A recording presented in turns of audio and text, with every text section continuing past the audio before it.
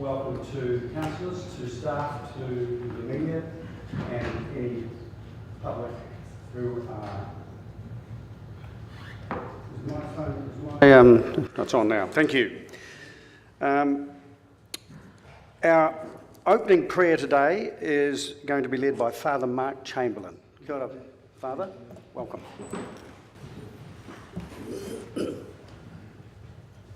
Just invite us to recall one of our favourite rivers in this land and to take a moment to imagine yourself by the river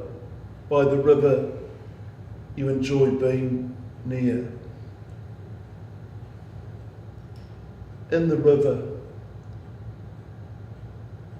And when you reach the turn in the river, stand back, noting the bend, a question mark, asking the whitebaiters where you will set your nets, and asking of you, where is your deep down self? And you keep faith with the river by resting on a strong log, allowing the river to question you. The river mirrors the sky and bears your soul.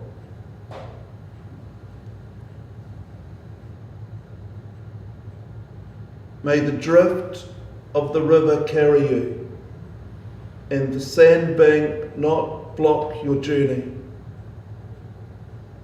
May the ripening flax flower strengthen you,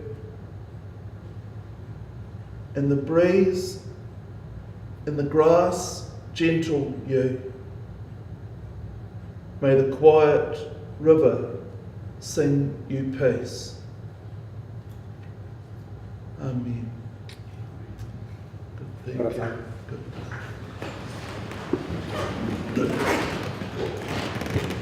Now, councillors, there's no public forum today, so in lieu of that, I'm going to make a short announcement. You'll be aware that some time ago, Council entered into or went through the Council Mark Excellence Program, assessment program that most councils, or all councils in LGNZ or across the country are encouraged to go through, and the results are going to be published today. We received an A grading, which is one, and we are one of only 6 councils to receive that, or slightly better, because the top grading is AAA. No one's got one of those yet. 2 councils have got a AA, and we're one of 4 councils to get an A. And we were the first Metro council to go through. And I note that our grading for investing money well, financial decision making and transparency was standout in the view of the assessment. So we have done really, really well. So can I credit our Chief Executive and her team for the enormous effort that has gone into bringing this council up to that standard that is now recognised. Thank you, Chief. Okay, apologies. I'll move from the chair that we accept apologies from Councillor Benson Pope and Councillor Andrew Wiley, second to Councillor Staines. All those in favour, please say aye. Aye. Against? Carried. Confirmation of the agenda. I'll move that Council confirms the agenda with the following alterations. In regard to Standing Order 2.1, Option C be adopted in relation to moving and seconding and speaking to amendments, and that the tabled pages 44 and 45 confirming the item numbers of the confidential agenda items be accepted. Second to Councillor Staines. All those in favour, please say aye. Aye. Against? Carried. Declarations of interest. I'll move that Council, well, first of all, are there any amendments, any additions to the declarations of interest, conflict of interest register? So I'll move that Council notes the elected members' interest register attachment A and confirms the proposed management plan for elected members, and further notes the interest register for attached as attachment A. Second to Councillor Staines. All those in favour, please say aye. Aye. Against? Carried. On to the reports. The item 6, delegation redevelopment contribution hearing. Ms. Bodecker, are you not being joined by Ms. Graham? No, you're on your own. Wow. Would you like to introduce it, or would you just want to go straight to questions? Right. Questions, councillors, of this item. Councillor Hawkins. Yeah, thank you, Your Worship. Just a question really around the request from the developer. Was the request for it being heard by a hearings panel due to the fact that the delegations currently set out that it would be the full council, or are they comfortable with this proposal for it to be heard by a panel subset of council? They are comfortable with a panel. Any further questions? Okay. Been moved. Second to Councillor Hall. Councillor Hawkins, do you wish to speak to it? No. Any further speakers? Oh, there are none. I'll put it in that case. All those in... no, we've got to have... You've moved. Second to... That's all right. I'll move. I'll put it. All those in favour, please say aye. Aye. Against? Carried. That's... Now, on to item 7, draft statements of intent from Dunedin City Holdings Group companies. Can I invite Mr. Cooper and Ms. Adams to join us? Thank you. Welcome.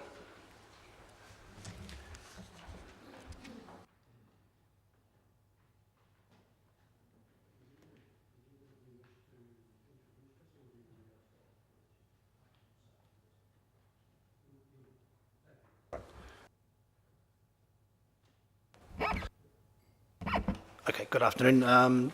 What we've tried to do this year with the statement of intents is to make them more metric driven. So you'll see, and hopefully you'll recognise, we've tried to make things measurable, so we can measure the performance of the companies, but also report to you about how we are going against a more operating document. So hopefully that's come through. So it's simpler to hold people to account and also to be more accountable for the SOIs. They are in draft form. DVML are yet to come through with their figures due to the timing of this process when they were required to be into DCHL during January. So as usual, they're a bit of an iterative document with the final versions to come to you in June. Questions, Councillor? Councillor Vandevers. Given that these SOIs have got to demonstrate accountability, companies' activities for the next 3 financial years, when can we expect to see the figures from DVML? Final version that we furnished to you for the June meeting, I recall. So we'll have them in due within the next couple of months. Right, will they be sent to us ahead of a report or a revised SOI? Or? Yes, they will. And sorry, just to recap, the reason why we haven't got them now? It's principally because of their reporting cycles and budgeting cycles. Given that we require them pre-Christmas for our January/February board meeting, their budgeting cycles didn't fit with that in this year. Is that budgeting cycle going to change so that we don't have this issue again? Yeah, we can enforce it. It may just impact the accuracy. A lot of it's to do with them getting certainty about what's happening in their calendar, particularly around the events that they may be hosting in the coming year. Right.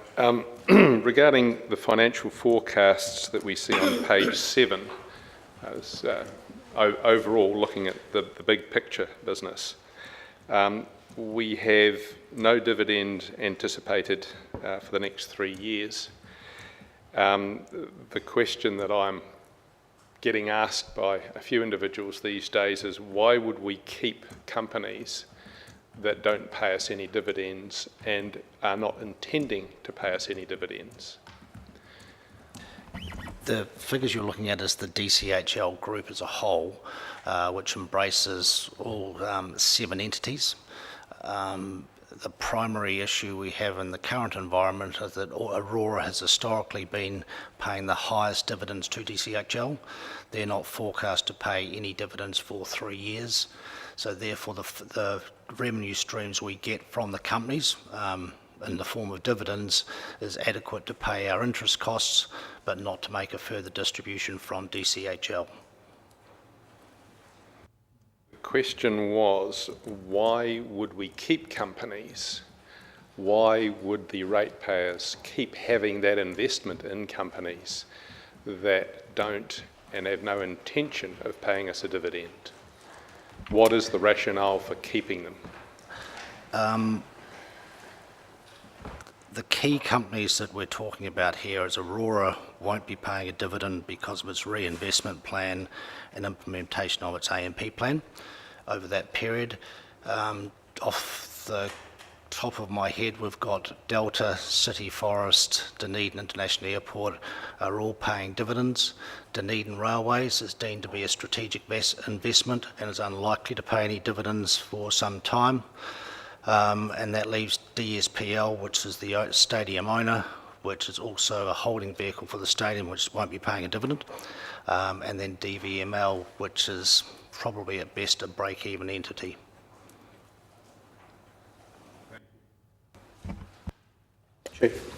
I think for the councillors to consider, particularly for Aurora, councillors could make a decision to look at selling Aurora.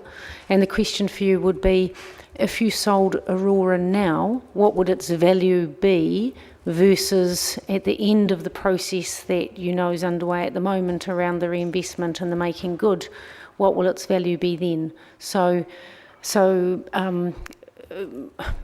most shareholders don't own companies that don't pay dividends. It's not strategically a wise move. On the other hand, if your company is in a reinvestment phase and that is taking care of itself, funding-wise, debt-wise, and your plan is to increase company value at a rate that is satisfactory, then you would decide to continue to hold it. And that's a decision which we can come back with some detail about some of those facts and figures if council wish to see them. We put up all of the value of the companies perhaps about a year ago, and there was no move at that point to sell any, but it's always an option that's open to councillors. Is it possible to get a report, given that this council has seen significant increases in the amounts that Aurora has to reinvest, and the implication that it's going to be a significantly longer time before it ever comes to a profit situation? Is it possible to get a report that actually looks at the viability of keeping Aurora now and or possible sale in the coming years? Well, it is possible, and that any report of that nature should and does come from DCHL on a regular basis. They are constantly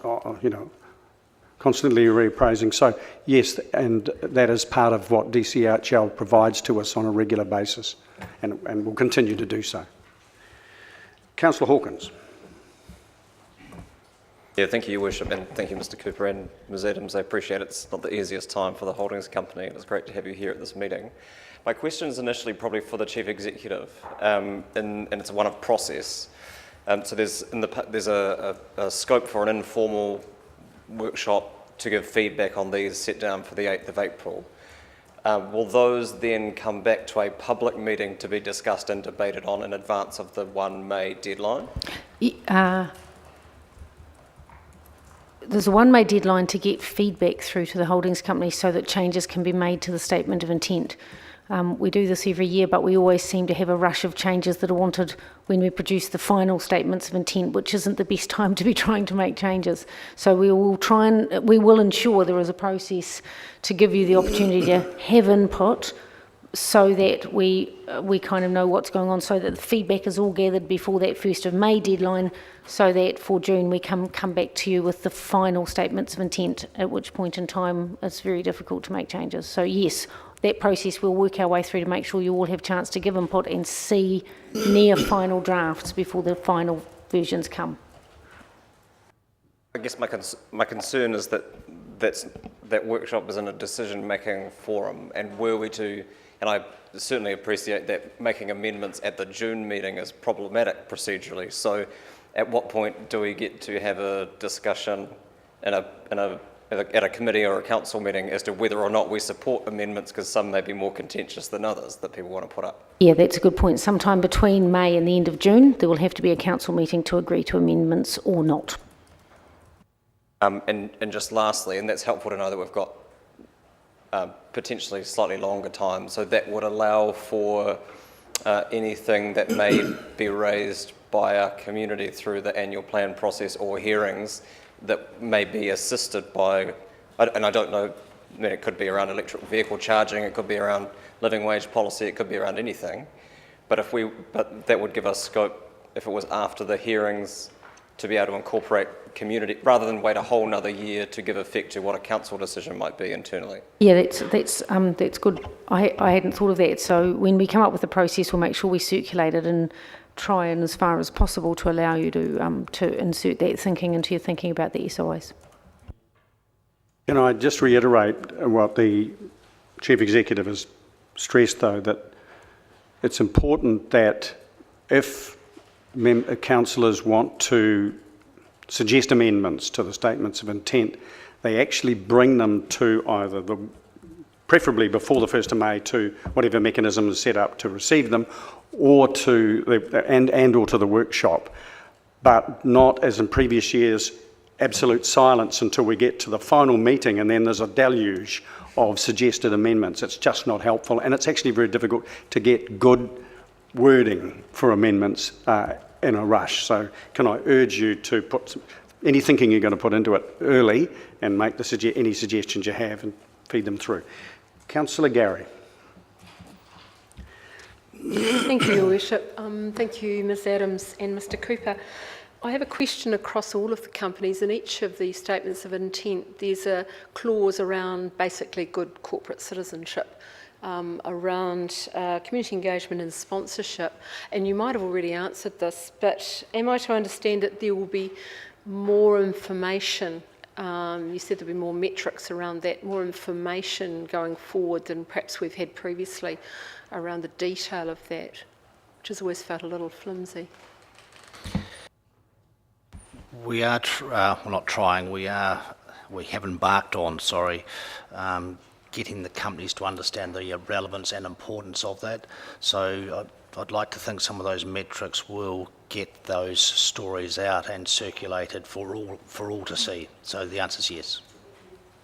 Councillor Lord. Yeah, thanks for coming there.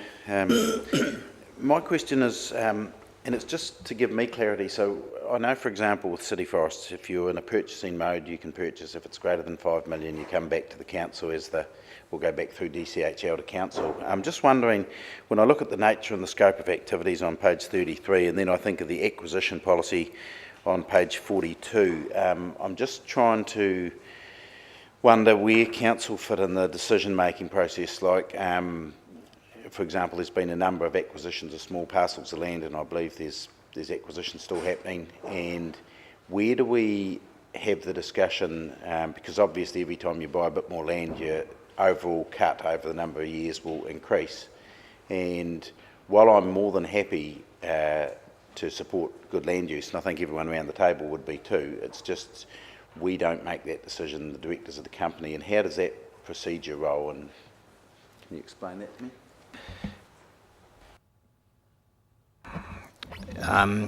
It's a good point. It's within the parameters which we're charged with operating to ensure growth, future profitability, those sorts of things with all the companies. We have embarked on a as a result of our own internal strategic review last year, where we're looking at delving deeper into what is the long-term purpose of some of these companies and how are they, indeed, should they be embarking on such things, or indeed should we be coming to council and saying, for argument's sake, one of the entities could well have done its time, so to speak. They could be in a sunset industry, and that would be part of that review process where we're not so much passive custodians, but we're trying to be active and report back to you and saying, we've reviewed this and we don't like this sector anymore for a variety of reasons long term, and we believe we should perhaps change our view on that. Right now, forestry has been delivering well to us. They currently have a strategy of modest acquisition, which DCHL, from an oversight perspective, has supported because it slowly grows their whole estate to a more economically viable or more profitable level. So it's a bit ongoing. We certainly are committed to reporting back our view during the course of this year about some long-term thinking with all the entities. Right now, we haven't had any direction from council to say do or don't do that.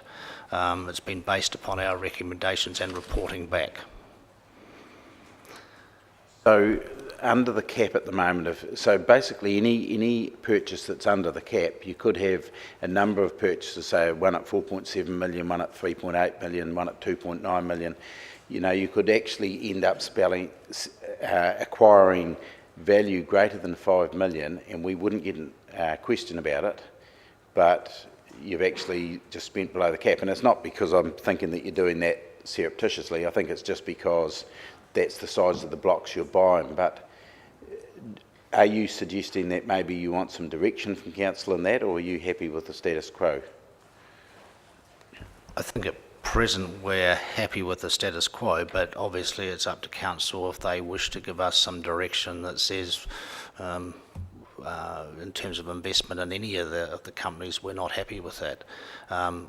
There is a name for that in commercial terms about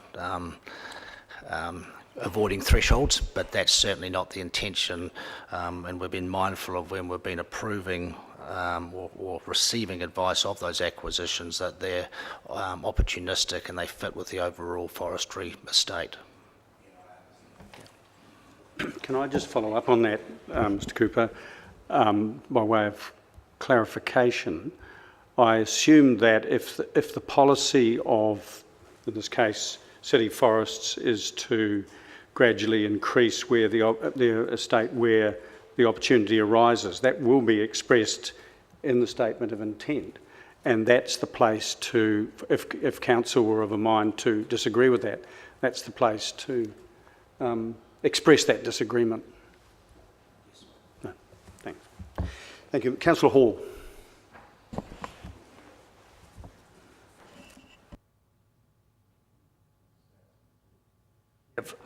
Following on from Mike and the Mayor, would it not be acceptable to put a maximum limit of 5 million per year on the likes of City Forests for forestry? Because as Mike said, they could buy 4 or 5 blocks, spend 20 million without coming back to us.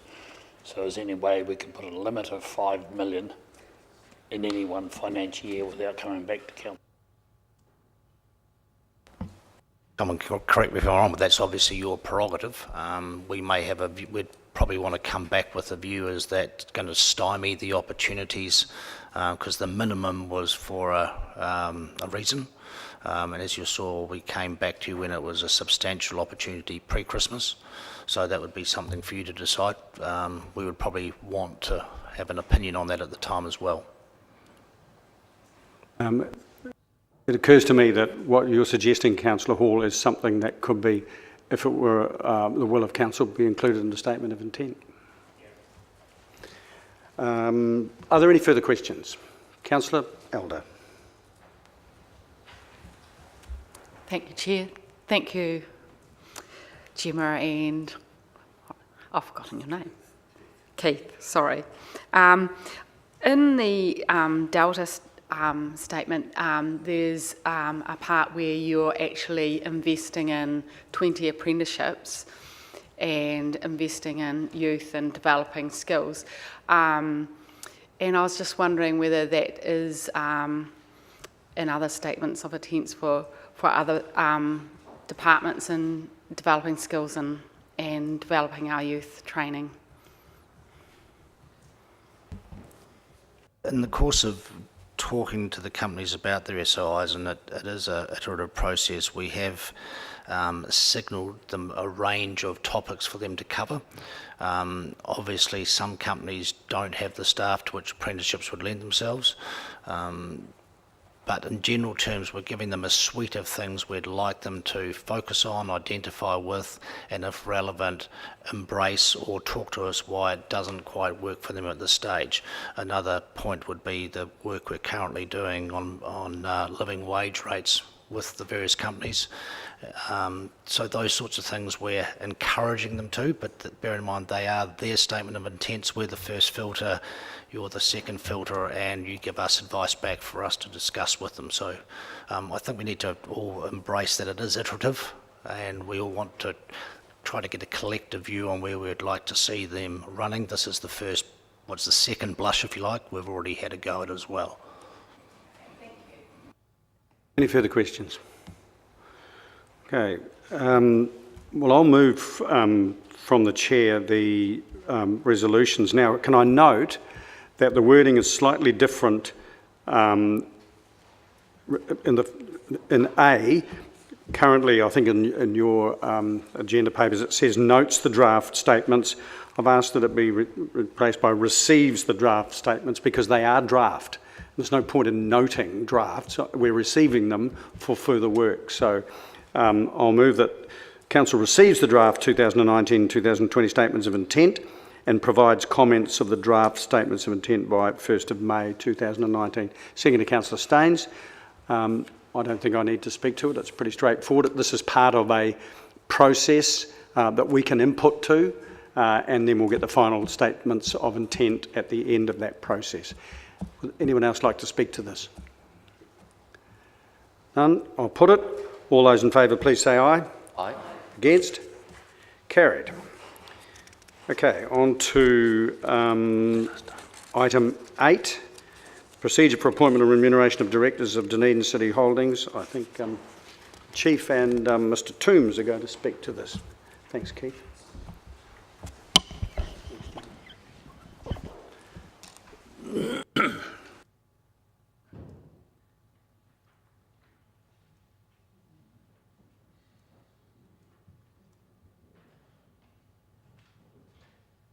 Right, would either the Chief or Mr Toombs do you wish to speak to this in the first instance? Do you introduce it? No. Right. Questions, Councillor Lord. Yeah, look, I just thinking about the terms of directors, and I just recently reread the last report that came to Council just before I joined Council, and I just noticed in this that we've got a term of directors shall be appointed for a maximum of up to 3 years, and then a maximum of 3 terms of 9 years. And I noted in the last report it did suggest that a 4th term was okay under certain circumstances, particularly in the area of a chair. And I guess it could equally be said that a certain position you might put a 4th term on someone that may not be necessarily chairman material but might have a very good skill set. And I just wonder in this, with talking about a maximum of 3 terms, if we should have an allowance where we give a 4th term. So it's covered off in the report, exceptions under 3.1.1. So the entire report sets out pretty much as per the Larson report, the recommendations of Larson, pretty much all the way through.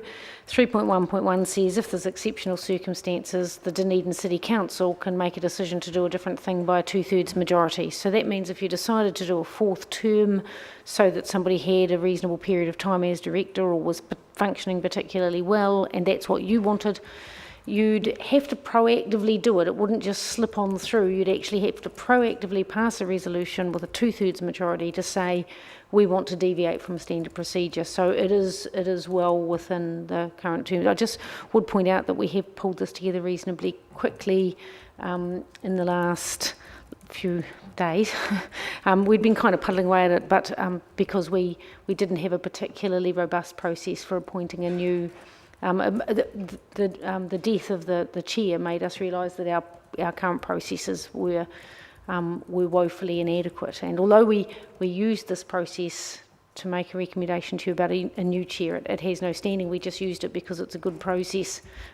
So we think it's not perfect, and there's some issues with it and some things potentially. A couple of you have pointed out that headings could be different, but it would be good to have a process in place, and we can come back with tweaks. Councillor Vandervis.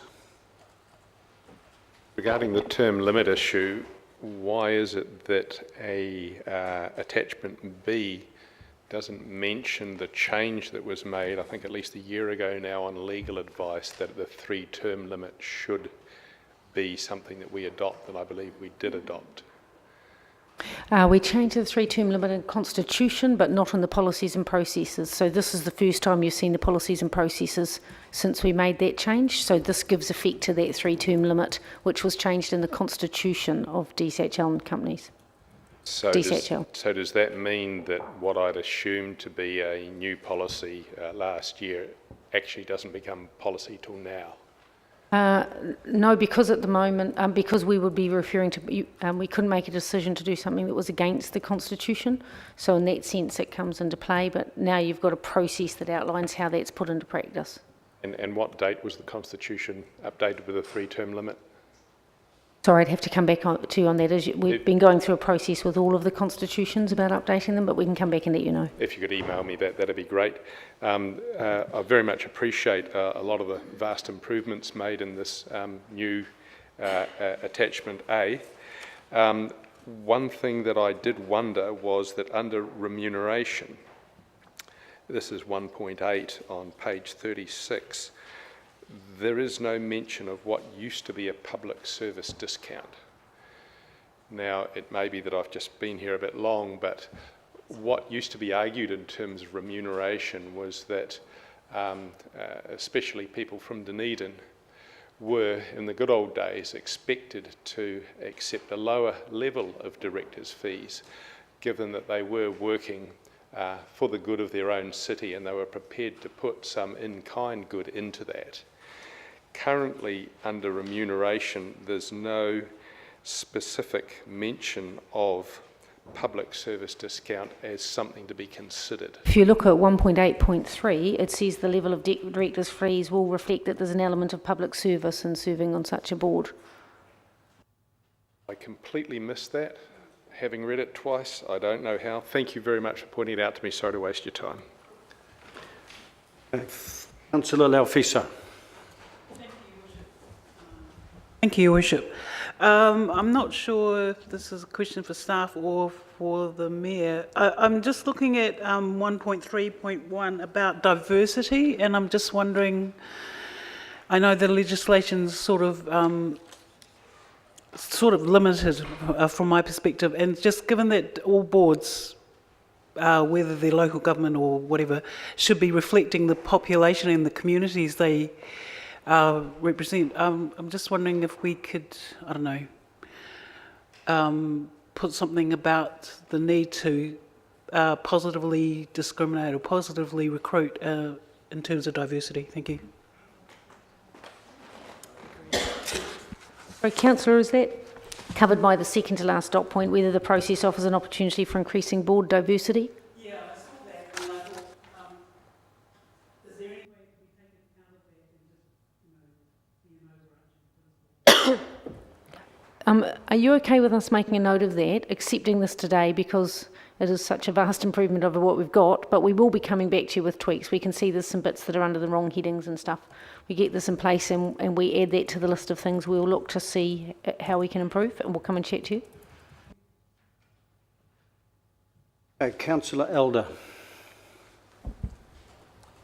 Thank you, Chair. Just a clarification, in item group considerations 2.11, 3 consecutive terms or 3 terms, that's across all the companies. So if someone had a term in forestry, then a term in Delta or whatever the case might be. So it's across all companies, so they can't transfer and then go for 3 terms on another one. Unless it's an exceptional circumstances, in which case council can elect to do something different. So if you look at the very last clause, it's a wash-up and says this is in general what Larson said should be the case, but in exceptional circumstances by a 2/3 majority, council can choose to deviate from that standard procedure. But yes, it is. It's set 3 terms across all of the companies we own. Councillor Gary. Your Worship, my question's been answered somewhat. My question was the same as Councillor Lafiso around diversity. I wanted to add my voice to that and accept the answer that the Chief Executive's given, but just to acknowledge there has been progress in that direction, but I look forward to seeing it elevated as well. Van der Vis. On page 37, 2.1.2, it says that 2.1.1 applies regardless of whether any specific director appointment was made by the DCC or an external organisation. Does this apply, for instance, to Dunedin Airport International, where the Crown owns half and may appoint directors as well? That is specifically what that's referring to. Good, and thank you very much for that. Cheers. Councillor Lord. Yeah, look, I just want to probably bring up the point that Sue just referred to, and that was the fact that it's a limit of 3 terms on any company. Now, I was under a different view than that, and I was under the impression, for example, that you might have someone, say, on the City Forest Board or the Dunedin International Airport Board, and that person may then go on to the DCHL board. Should we, or do we shoot ourselves in the foot if we make a rule that says 3 terms, you've done your 9 years in whatever capacity, and we cannot then use that person again? So being really clear, 3.1.1 says that if directors have done 3 terms and you think there's a compelling reason that you would want them to do another term or even 2 by a 2/3 majority of council, you can make that decision. So 3.1.1 at the end says I have read it. All of these provisions by a 2/3 majority, if there's a compelling case, you can make a decision, but it forces you to proactively consider the compelling case as opposed to being able to just slip into it as a matter of right. So for example, if DCHL came to us with a proposal, we could consider it. Do you think the process would be that we as a group of directors of the city do you think we would make those decisions and we would say, well, this particular director's doing very well, we'd like to consider them for the DCHL board or something like that? So under the process as it's outlined, I think it would work that way. So basically, and Dave and I talk, the Mayor talks, and we talk with the councillors about the skill set that you're looking for. I would anticipate in that process, if a number of you said, listen, frankly, Keith's spectacular and he's only been there for, not long enough, and we'd really like him to have another term. We think we need to bed in the changes that we're making. We'd like you to consider that, and then there's a discussion which we have, which is they talk about the skill set they're looking for. We would then come back to you with that. It would require a 2/3 majority. That's the difference, but it kind of should if you're deviating from standard process. Thank you. Councillor Wilson. Well, I think we may be necessarily doing an exception shortly, potentially with the appointment on Dunedin City Treasury. I'm not sure, but anyway. The questions I had, and I've already raised those with you, is the one that I haven't raised, and I totally appreciate the process that you'll come back with some tweaks later on, is that some people have said today 3 terms or 9 years. It is only 3 terms in this, and now that we've got, I appreciate the interim ones which don't count, but there's a very good chance that we'll be appointing only 1-year appointments at some stages. Then I just want to make sure that people realise that it may only be 7 years that would be 3 terms. And I just, because a one-year appointment would still be a term under the definitions. And I just want, people have been conflating the two, and it's not quite right under the proposal, but it may be something that we can, again, tweak later on. Is that correct? Yeah, it is 3 terms, but again, you still have the wash-up clause Yep, I that appreciate says that. you can do Or- something different yeah. if you choose to. Yeah, but the question is, 3 terms is not 9 years. It almost always is, but there are times that it isn't. Yeah. Okay, any further questions? There being none, would someone like to move Councillor Staines, seconded Councillor Wilson? Councillor Staines, do you wish to speak to this? Any other speakers? If not, I'll put it. All those in favour, please say aye. Aye. Against? Carried. Thanks, Dave. Okay, I'll move from the chair that the meeting moves into non-public for the reasons outlined in the agenda, and that General Manager of DCHL, Ms Adams, be permitted to attend the meeting to speak to items C1, C2 and C3, and Director Mr Cooper for item C3 to provide assistance in relation to the matters to be discussed. Seconded, Councillor Staines. All those in favour, please say aye. Aye. Against? Carried. We'll have a short break while the cameras are dropped.